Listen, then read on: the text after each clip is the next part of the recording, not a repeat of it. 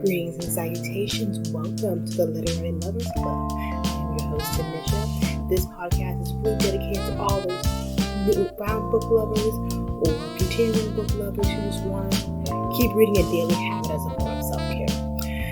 I've been gone for several minutes now because I've been busy moving a whole lot of stuff. Life has been lifing, but now that things are kind of settled down, I am moved into everything, so let's get back to this weekly podcast. Episodes are uploaded weekly on Wednesdays, so if you haven't already, please hit that subscribe button so you stay updated when new episodes are uploaded. Today's episode, I will be doing a brief review on the Imperium Series thus far. If you have been living under a rock lately, the Imperium Series is by Rebecca Yarros. There are 2 books in the series so far. We have Fourth Wing, which is the first one, and the second one is Iron Flame. The third one, which won't be coming out till January 21st of next year, but I'm super excited for it. It's called Onyx Storm, so we're definitely going to talk about that.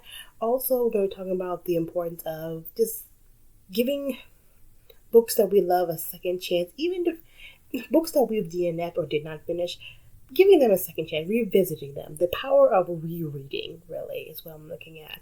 And also, sometimes we just need a break. Sometimes you need a break from reading. I know that's completely contradicting to what I just stated in the intro. We're supposed to keep reading a daily habit. But sometimes you need a break from reading, so that way you can go back to realizing why you love it so much. Miss it a little bit. And then that way you can jump back in. So, to my book friends, book besties, welcome to the club. Alright, so, as I said, I've been super busy these past couple of weeks. I know I haven't posted since last month. I need to get back on this. But this will probably be like a 3-part series, maybe 4. Depending on how this goes, because these books were pretty long. I first saw the Fourth Wing on Book Talk, and typically, I don't typically like to go for books on Book Talk because sometimes they're a little overhyped. But this one was definitely worth the hype. If you follow me over on my Instagram, Literary Lover, or on my TikTok at Literary Lover as well, you'll see a whole lot of Fourth Wing, Iron Flame memes I've been posting. I am truly obsessed with this book and this series. So this first episode, I'll definitely go over the Fourth Wing. Before I do that, though, I do want to talk briefly about the power of rereading.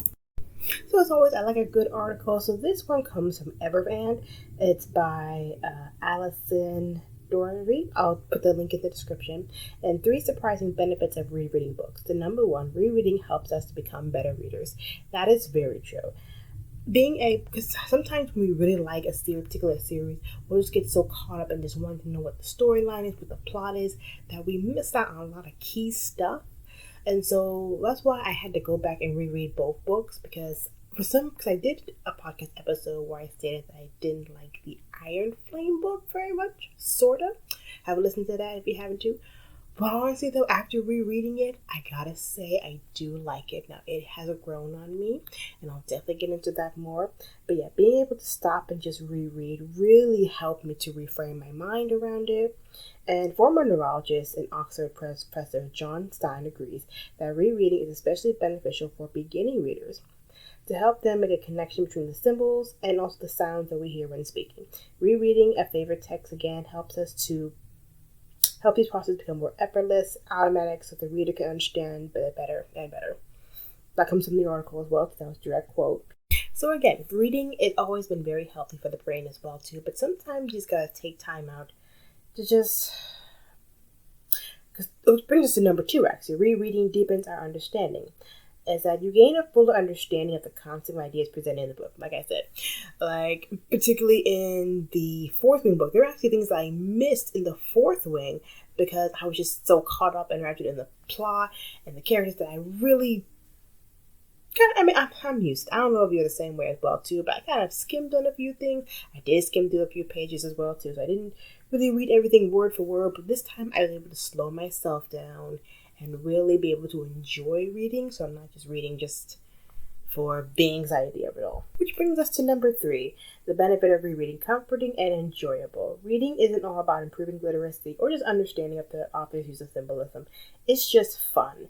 Returning to a beloved book can feel much like visiting an old friend, and that much is very true, though. I just felt like I was right back in Basquiat College again, hanging out with my friends Violet, Bree, and Sawyer, and Riddick.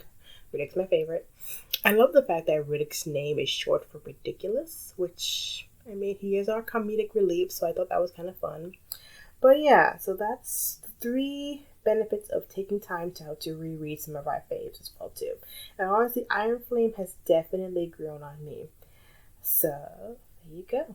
So, while benefits of rereading, I'm going to now redo my Imperium Series book review. So, here we go. So let's start off with our protagonist, Violet. We are introduced to Violet as she is walking up some very, very hard stairs in the war college of Basquiat that she's called home now for a couple of years. Her mom is the general of this army of Navarre, and it's very, very hardcore environment. So basically, every 20-year-old, when they hit the age of 20, they have to enlist in one of the 4 college branches. There is the Healer's Quadrant, there is the Infantry Quadrant, there is the Scribe Quadrant, and then there's the Rider Quadrant. Now, when I say Rider, I mean Dragon Riders. Yes, it is a fantasy book, and yes, it's everything. It's so good. So here's the thing. Violet has been training all of her life to be a scribe. Ever since she was a little girl, she had a condition where her bones and ligaments break very easily. And so she was always told, like, no, you're super smart, you're super great at that, you're gonna be in the scribe quadrant. But after her father passed away due to the heartbreak that he felt over her eldest brother's Brennan, who was a dragon rider, ended up dying in this civil war. Her mom basically was like, who is a general, as I said, General Sorrengo. Basically, it was like, no, you have now 6 months to prepare yourself for the Riders Quadrant. Now, this is a very, very hardcore quadrant. They fight each other. They are not fighting off dragons, they're getting killed by dragons. But you're basically, in order to survive really in the Riders Quadrant, you need to start preparing for this when you're a little kid. And Violet has only 6 months with her condition to learn how to be an effective rider. Yeah. All right, General Sorrengo setting up our kids for failure. But yes, here we are. So, Violet enters into the room, and then she hears her sister, Mira, arguing with them about, you're going to get her killed. She's too weak for this. And it's like, no, thanks, Mira. I mean, I appreciate the help. I don't want to go into the Riders Quadrant, but I don't need you telling Mom I'm weak and point out my weaknesses. That's just rude. But again, that's sisters, so... So, understand this. Here's the family line again. So, you have the father, Sorrengo, who has passed. He was actually a scribe. More on that later. And then the mom, who is a dragon rider, very powerful one, and her with all dragon riders, they bond to their dragon in order for the dragon to have access to their full power, and in doing so gives the human rider a signet or a special ability that they channel through their dragon. And Mother Ryerson, more on Ryerson later, but Mother Sorrengo's, General Sorrengo's signet is that she's a storm wielder, so she's mega powerful. So she has really risen in rank because of her signet. Ugh, that's a lot, but I mean that is what really struck out to me about this book. You're basically only like 50 pages, like not even 50 pages, we're only like 10 pages in, and you're just sucked into this world. So many details, so many great things, and that's what I really loved about this, is that from page 1, I am just all the way just in there. I am enamored. I want to know more. What's going on? Why she's being forced to do this? Why are you doing this? She can't. But why? So honestly, the whole time I kept thinking to myself, there's a reason why the General Sorrengo is forcing her young daughter, because she's been trained to be a scribe all her life. Why all of a sudden the last minute we're changing courses here? So I always knew there's a reason. And trust me, there is a reason, and we will get to that later. Back to the story. So, a bell starts ringing, and all of a sudden, oh crap, now we have to get to going into my segment, to the separate training halls and what have you.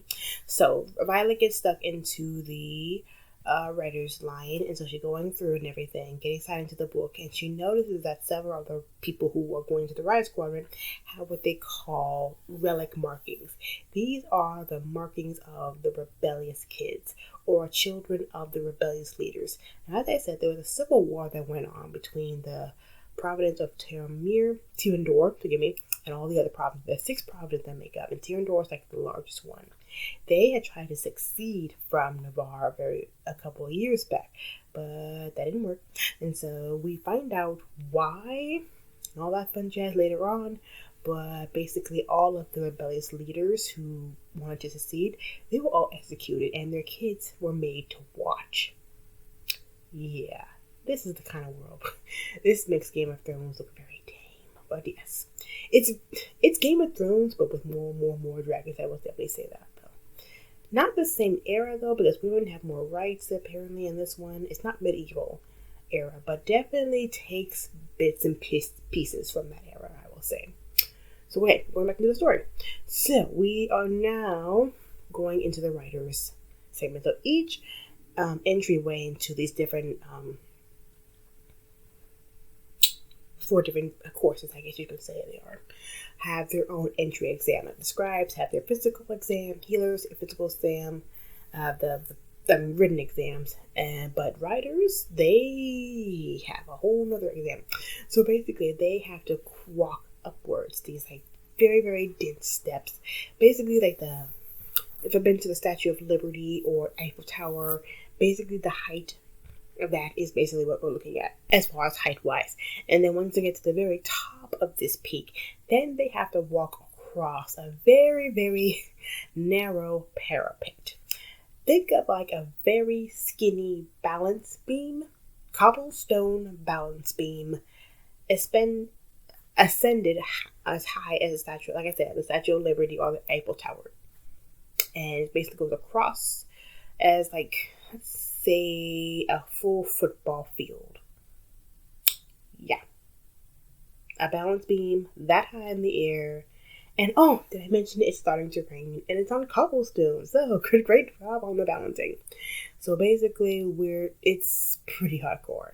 And basically every single task that they do, specifically in the Rider Squad, is basically preparing you to ride a dragon. So basically what they're trying to say is that if you can't balance on this parapet, there's no way you'll be able to balance on a dragon. So yeah, so our poor Violet's out there balancing on this thing. Oh, but before she actually gets to the actual parapet, she's like in line to get to the doorway to the parapet.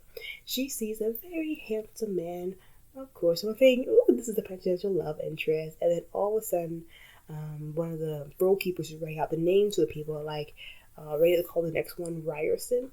And remember I mentioned that name before, Ryerson. So Ryerson is the enemy, So Mira did warn her sister to stay away from Zaydid Ryerson, because Ryerson was his father. Ryerson was the leader who actually started the rebellion. He was the leader of the rebellion there, not Zaydin, but his father was.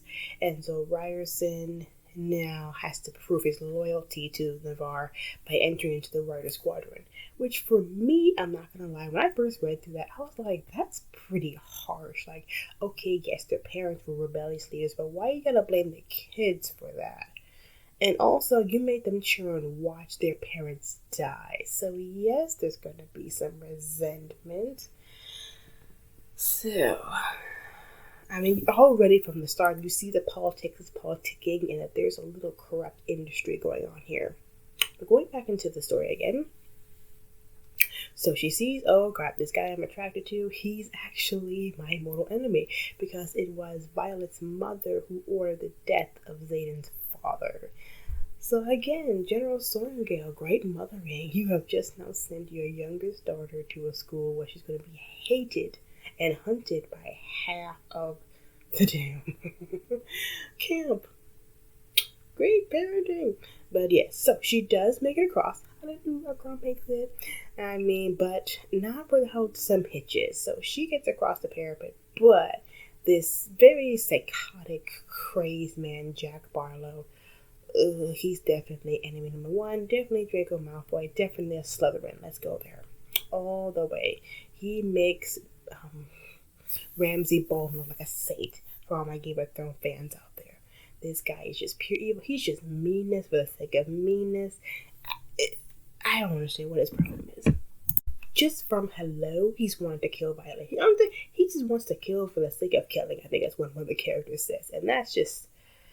And I see how said he's one of the people that the dragons love because they love that type of ferocity, love that type of viciousness. But I don't know. I think there should be a psychology exam, some type of mental health preparedness to make sure that you're mentally prepared to get on the dragons. I don't want somebody like that on the dragon, to be perfectly honest with you. But there we go. So going back into the story again, I'm being sidetracked here. Yes, so she gets across the parapet. They get separated into their wings. There are 4 wings. And initially, she was put into second wing, which is her friend Dane, who's a squad leader's place. But then they were told to switch with another squad. And then she finds out that she's going to fourth wing. Hence the name of the book. But guess who's the wing leader for the fourth wing? You guessed it. Xaden Ryerson, the guy who absolutely hates her. So you just know he's going to use his power to try and figure out a way to get her killed off quickly because, he doesn't like her very much. So, after all the people are, put into the different squads, different wings and everything, then Xaden steps forward and gives this very, very intimidating speech about, oh, you think you're so big and bad, huh? And then afterward, all of a sudden you hear the beating of wings and you see these huge, just massive dragons come and sit and be perched down onto the War College walls. And so I guess it's a way of scaring them straight, to making sure that this ain't no game. Like, y'all want a dragon, you better earn one. And one of the newfound cadets who have crossed the parapet sees the dragon and starts taking off running. Apparently this is a thing. I mean, it's one thing to want to be a dragon rider. It's another thing to be in front of a dragon when it's about to go.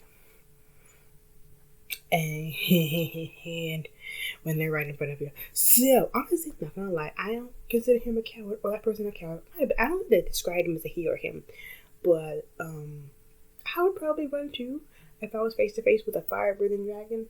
Then again, wouldn't even be in that squad unless I was forced into it. But I would definitely be a scribe or a healer. Healer sounds fun. Anyway, going back to the story. So the guy takes out running, and one of the dragons opens up its mouth and breathes fire at it, incinerating the poor guy on the spot. There's screams, there's yelling, there's a whole bunch of noise. But our girl Violet, she stands strong. She looks one of the dragons, the blue one. That's Xaden Ryerson's dragon. Then its eye. She's looking back. So the dragon's looking at her. She's looking at it. And what happens? Does the dragon blow fire at her? Does it ignore her? Does it kill more people? That is for next week's episode. Because I want to break this up to a few, because I don't want to, because kind of like how I did with my reading, I tried my best to only read up to a certain point, then stop for the day, and then pick it up for tomorrow. Because with books like this, you can't just sit and read it in one sitting. You really have to let the information that you get sit with you. So that's what I'm going to do. I'm going to break this up over a period of time. And it might be a 3-part, 4-part, 5-part series, depending on how this goes. So, I again want to thank you so much for tuning into today's episode. To stay updated when those episodes become available, please, please, please, again, hit that subscribe button. Share this with family or friends to keep the podcast growing. And as always, I thank you so much for tuning in. Also, my book lovers, thank you for coming. And as always, I wish you all good wellness and good reading. Have a good day. Bye. Oh wait, before I let you go, I do need to tell you about today's sponsor, which is Semaine Supplements. So this is for all the ladies of the podcast. It's that time of the month, on flows in town. Y'all know what I mean. It is every woman's least favorite moment. It is your menstrual cycle. And as for me, I've had a love-hate relationship with mine, especially due to scream cramping. But I have found extreme relief with Semaine Supplements. Semaine, they are designed for every woman's phase of life, whether it be through first starting your cycle, going through menopause, whatever. They have everything for everyone. They have The ones that I use typically are the PMS support, which I typically take a couple of days prior to my period. They really help with my digestive system. They help with my cramping, my bloating. They help me crave less sugar, which we all tend to get around that time. Also, I take the daily supplement, which really helps with my mood swings. It also, combined with the PMS support, really has helped significantly with reducing my cramping as well too. And also they have the prebiotic one as well